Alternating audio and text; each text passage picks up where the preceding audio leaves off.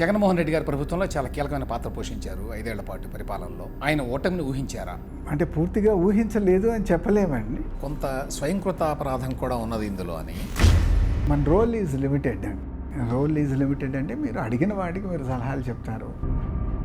అన్నా మీకు అన్నీ చెప్పలేం కదా. ఓటమి తర్వాత జగన్మోహన్ రెడ్డి గారిని కలవడం తటస్థించిందా? It's not a good tradition. So ఒక పెద్ద విమర్శ ఏమిటంటే పొలిటికల్ వెండెట్ట బాగా చూపించారు అని.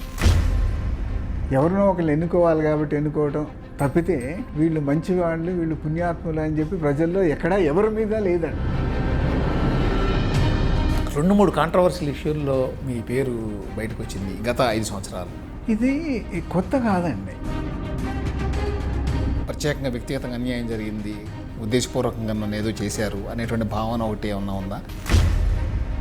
నాకు చంద్రబాబు నాయుడు గారికి నేనంటే చాలా ఇష్టం అండి. మీరు మేజర్ ఏదన్నా వ్యవహారంలో జగన్మోహన్ రెడ్డి గారితో ఇది మంచిది కాదని కానీ ఏదన్నా మీరు వ్యతిరేకించేది వ్యక్తిగతంగా మీరు చెప్పగలిగారా?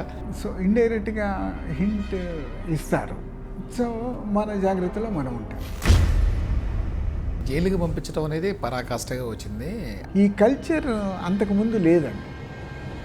వీళ్ళు ఏదో పనికిమాలిన బ్రాండ్లు తక్కువ క్వాలిటీ మందు తీసుకుని వచ్చి రేటు పెంచి మరీ బలవంతంగా మా మీద రుద్దారు.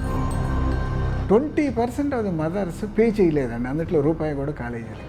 ప్రభుత్వ మాజీ ప్రధాన కార్యదర్శి అజయ్ కల్లంతో ఓపెన్ టాక్ శనివారం రాత్రి 7:30 నిమిషాలకు.